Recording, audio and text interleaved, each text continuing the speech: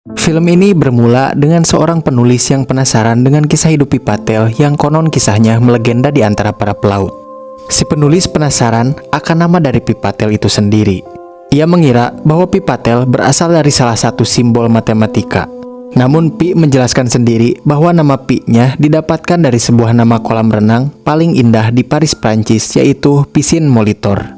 Seiring berjalannya waktu, Pi kecil beranjak memasuki bangku sekolah.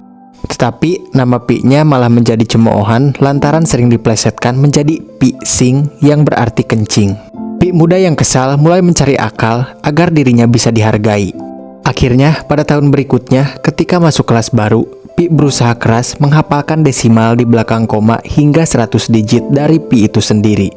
Hingga membuat satu sekolah takjub akan hal tersebut. Akhirnya, julukan Pi Sing sedikit demi sedikit menghilang dan digantikan dengan Pi si ahli matematika. Kisah berlanjut ketika si penulis novel sangat sedih karena ia tak bisa lagi melanjutkan cerita novel yang sedang ia buat. Dikarenakan ia tiba-tiba tak mampu untuk melanjutkan cerita dari novel tersebut. Hingga akhirnya novelnya dibuang. Ketika sedang putus asanya, akhirnya dan Paman Pi akhirnya merekomendasikan kisahnya sendiri yang luar biasa. Bahwa kisah tersebut bisa menjadi landasan keyakinan adanya eksistensi Tuhan. Kemudian Paman Pi melanjutkan kembali kisah hidupnya. Paman Pi menjelaskan bahwa ia lahir dari keluarga yang terbilang modern. Ayahnya mendirikan kebun binatang botani di pusat kota. Serta ibunya adalah seorang ahli tumbuhan. Si penulis novel terkejut ketika Paman Pi mengucapkan amin seusai berdoa sebelum makan. Karena menurutnya umat Hindu tidak pernah mengucapkan kata tersebut. Kemudian Paman Pi menjawab, kita tidak akan mengenal Tuhan sebelum ada yang mengenalkannya kepada kita. Pi kemudian bercerita bahwasanya ketika ia kecil, ia pertama kali dikenalkan dengan konsep ketuhanan oleh ibunya, yaitu agama Hindu dengan jutaan dewa yang mereka sembah. Namun di waktu yang bersamaan terkuak bahwa ayahnya merupakan seorang ateis karena masa lalunya. Dan ketika ia menginjak 12 tahun, Pi mengenal agama Katolik. Dan karena Pi merupakan anak muda yang sangat ingin tahu, apalagi dengan teologi, Pi juga tertarik dengan agama Islam. Karena hal tersebut, Pi muda mempercayai serta memeluk 3 agama sekaligus, yaitu Hindu, Katolik, dan juga Islam.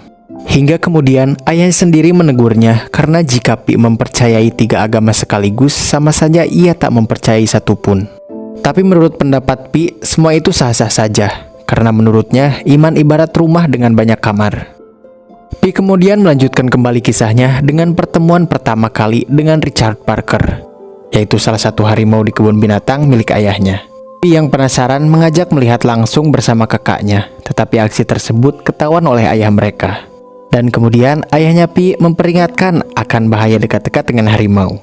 Ayahnya juga memperlihatkan bagaimana keganasan harimau dengan menaruh seekor kambing di kandang Richard Parker.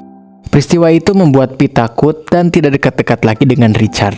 Tetapi hal tersebut sangat membekas di diri Pi yang membuatnya merasa tidak ada gairah lagi dalam hidupnya, karena sekarang hidupnya sangat monoton. Hingga suatu ketika Pi bertemu dengan seorang gadis cantik bernama Anandi di sebuah sanggar tari. Dan wanita itu membuat Pi penasaran. Sampai akhirnya mereka berdua pun dekat. Di tengah kedekatannya dengan Anandi, Pi harus menerima kabar pahit, yaitu keluarganya harus meninggalkan India karena suatu alasan. Dan mereka semua memutuskan untuk pergi ke Kanada, serta berniat menjual semua hewan peliharaan kebun binatang ayahnya ke Amerika Utara untuk memulai hidup baru di Kanada. Sebelum meninggalkan India, Pi sempat menemui Anandi untuk terakhir kalinya. Pi juga mengatakan bahwa ia berjanji akan mendatangi Anandi suatu hari nanti. Akhirnya Pi dengan seluruh keluarganya pun pergi meninggalkan negara tercintanya.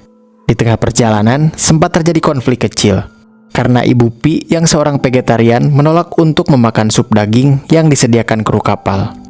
Akhirnya Pi sekeluarga hanya diberikan nasi saja untuk makan.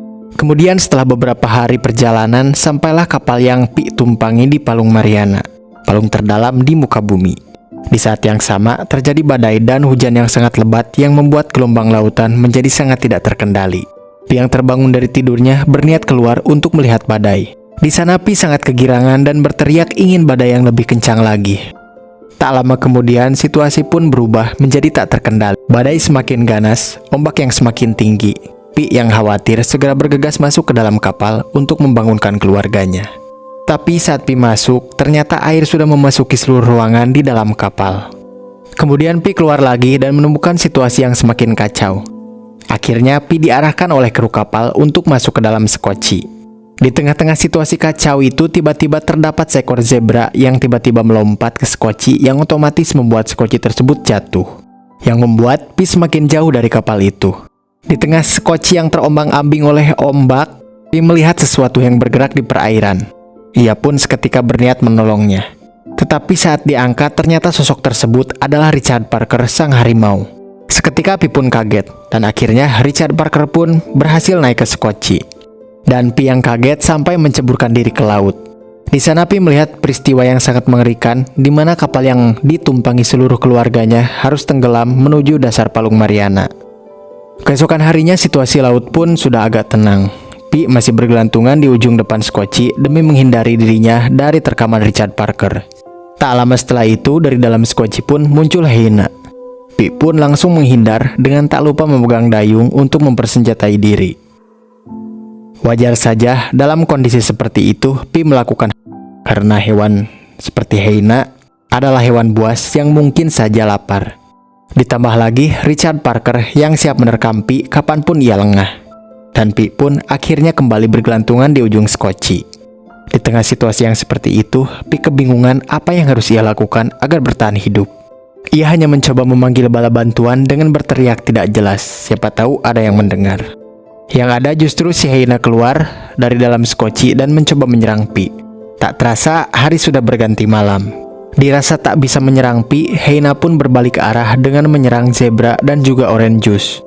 Si Zebra yang sebelumnya sudah terluka akhirnya bisa ditumbangkan oleh si Heina. Melihat Orange Juice yang mabuk laut, Pi kemudian mengingat akan perbekalan di dalam skoci. Kemudian Pi pun membuka kotak perbekalan skoci yang isinya perlengkapan bertahan hidup di tengah lautan dan beberapa kaleng makanan dan minuman. Kemudian Pi merakit sejumlah kotak dengan dayung menjadi sebuah rakit. Ketika Pi mempersiapkan rakitnya, muncul kembali si Heina untuk memakan kembali bangkai zebra. Dan tak hanya si zebra, si Heina juga menyerang si orangutan dan membunuh orangutan itu. Merasa marah, Pi pun memutuskan untuk memberi pelajaran si Heina. Tapi tiba-tiba dari dalam skoci muncullah Richard Parker yang langsung menerkam serta membunuh si Heina. Melihat Richard Parker yang keluar pun, Pi semakin dibuat ketakutan dan segera mendorong rakit kecilnya untuk menjauh dari skoci yang berisi Richard Parker. Dan di saat Richard Parker tertidur, Pi mengendap-endap masuk ke dalam skoci untuk mengambil beberapa persediaan. Kemudian ternyata Richard Parker bangun dan mencoba menyerang Pi. Untung saja Pi masih berhasil.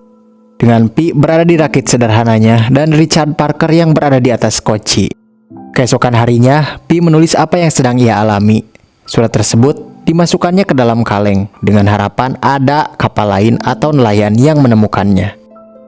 Hari demi hari, Pi mempelajari survival yang ia baca di buku yang tersedia di kotak persediaan.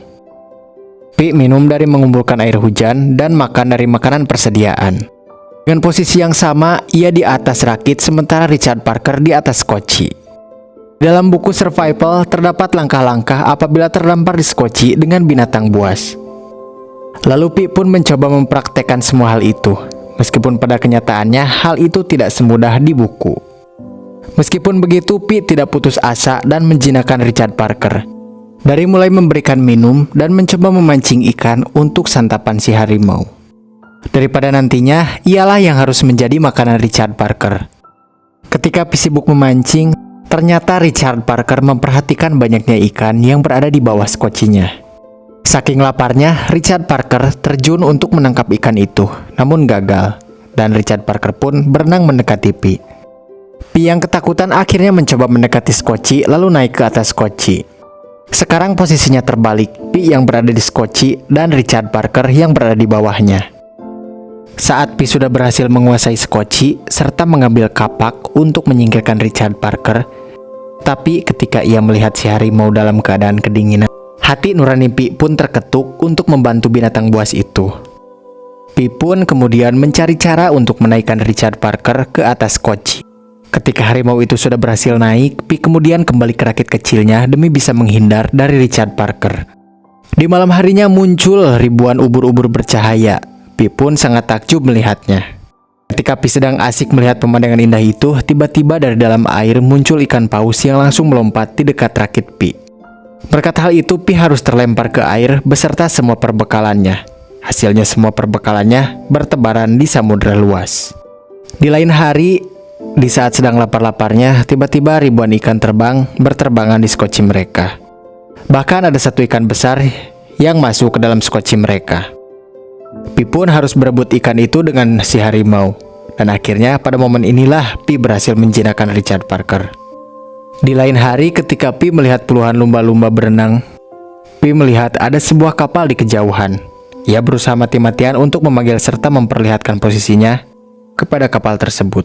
Tetapi semua usaha Pi sia-sia karena kapal itu tidak melihatnya. Kemudian datang kembali ujian berikutnya. Ada sebuah badai yang besar yang akan menghantam skoci mereka. Pi pun segera bergegas untuk mempersiapkan skocinya dari badai sebesar itu. Namun tetap saja badai tersebut membuat Pi kesusahan karena gelombang ombak yang sangat besar.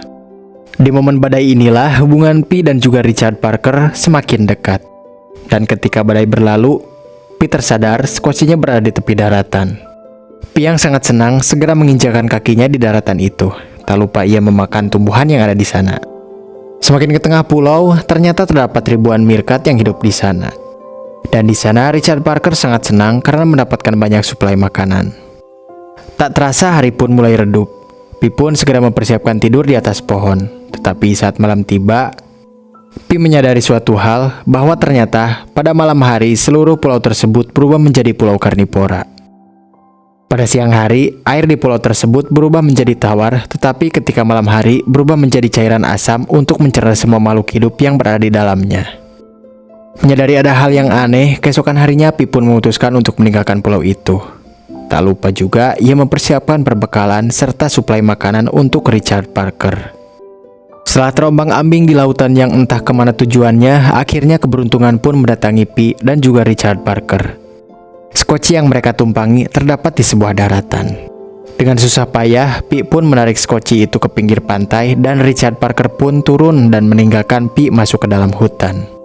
Di momen inilah Pi untuk terakhir kalinya melihat Richard Parker. Di sana Pi merasakan patah hati yang sangat teramat dalam karena perpisahan dengan sahabatnya itu. Tak lama setelah itu, Pi pun ditolong oleh para penduduk lokal dan segera dilarikan ke rumah sakit. Di rumah sakit, Pi dikunjungi oleh dua orang utusan kapal kargo yang karam. Dan kemudian menanyakan apa sebenarnya penyebab kapal tersebut karam. Setelah Pi menceritakan semua yang dialaminya, dua orang tersebut tidak percaya akan apa yang menimpa. Lalu Pi pun menceritakan semua kisahnya tanpa binatang dan menggantikannya dengan beberapa orang di kapal yang karam.